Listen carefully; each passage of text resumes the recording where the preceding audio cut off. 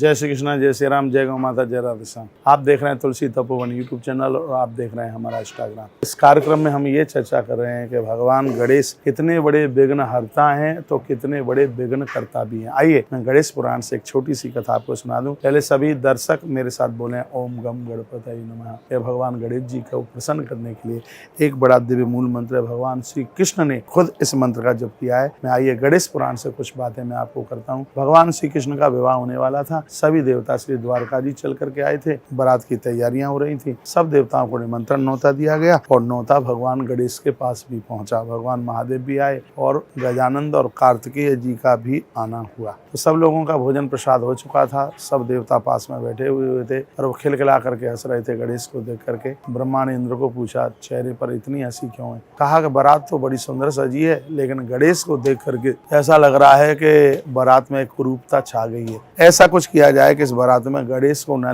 ले जाया जाए तो ज्यादा बढ़िया होगा, क्योंकि गणेश के संग में हमें भी लज्जित होना पड़ेगा। विधाता ब्रह्मा ने कहा कि गणेश को कौन मना कर सकता है, वो तो जरूर जाएंगे। देवराज इंद्र ने कहा कि आप मना करके आइए और कुछ ऐसा बहाना ढूंढिए जिसकी वजह से गणेश इस बारात में ना जा पाए। ब्रह्मा जी ने कहा कि इसके लिए क्या बहाना खोजें। तो देवराज इंद्र ने कहा कि ऐसा कह दो गणेश को जा करके कि आजकल द्वारका के आसपास राक्षस निशाचर लोग ज़्यादा रह रहे हैं। बारात में गणेश जी तुम्हारा जाना बहुत ज़्यादा ज़रूरी है, लेकिन करें तो करें क्या? गणेश जी एक गणेश एक लाख दुष्टों को भी संहार कर सकते हैं। 1 लाख लोग एक तरफ और खाली गजानंद एक तरफ, और वो प्रसन्न हो जाएंगे। तुम कहिए और ये कह देना कि हम तुम्हें ले जाना तो चाहते हैं, लेकिन क्या करें, द्वारका की सुरक्षा के लिए आपका रहना बड़ा ज़रूरी है, लेकिन आपके बिना तो बारात में भी आनंद नहीं आएगा। ब्रह्मा जी मुस्कुरा गए और विधाता ब्रह्मा सीधे गणेश जी के पास पहुँचे। गणेश जी से जा कर के कहा, भगवान कृष्ण की शादी है और आप आए हैं, कितना अच्छा लग रहा है, कितना बढ़िया लग रहा है। हे गजानंद, सभी देवताओं में तुम सबसे पहले पूजे जाते हो, तुम्हारे बिना तो कुछ अच्छा लगता ही नहीं है, लेकिन क्या करें, आज एक बहुत बड़ी मुसीबत खड़ी हो गई है। गणेश जी ने कहा, क्या मुसीबत खड़ी हो गई? तब विधाता ब्रह्मा कहने लगे, आज द्वारका के आसपास मेरे हाथ में जो पंख देख रहे हैं खाटू श्याम भगवान के मंदिर का है, इसलिए मैं हाथ में लिया हूँ।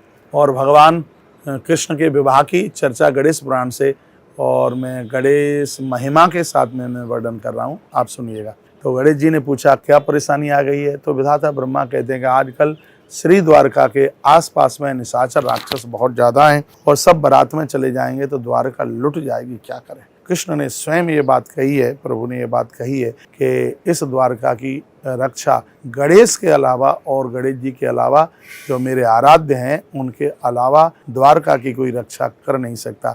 लेकिन मैंने कहा कि नहीं, गणेश जी का बारात में जाना बहुत ज़्यादा ज़रूरी है, उनके बिना तो बारात में शोभा ही नहीं बनेगी। अब ऐसी दुविधा आ गई है, आप ही समाधान करो। ब्रह्मा कहने लगे, हम आपके पास आए हैं, आपका बारात में भी जाना जरूरी है और आपका द्वारका में भी रहना जरूरी है यहाँ की रक्षा के लिए। गणेश जी मुस्कुराए। गणेश जी ने कहा, कोई बात नहीं है, मैं तो सालों साल बारात करते ही रहता हूँ, लेकिन ब्रह्मा जी आपको कोई ज़्यादा इतना आह्वान करता नहीं है, इसलिए तुम ही बारात करो। मैं द्वारका की रक्षा के लिए मैं यहीं बना रहूँगा। ब्रह्मा जी बड़े खुश हो गए। ब्रह्मा जी ने इंद्र को जाकर के कहा, सब देवता बारात लेकर के निकले। नारद जी भी साथ में थे। देव श्री नारद जी ने देखा सब दिख रहे हैं, लेकिन गणेश जी नहीं दिखते हैं, बात क्या है? तो नारद जी समझ गए कि इन देवताओं को अपनी सुंदरता का घमंड है।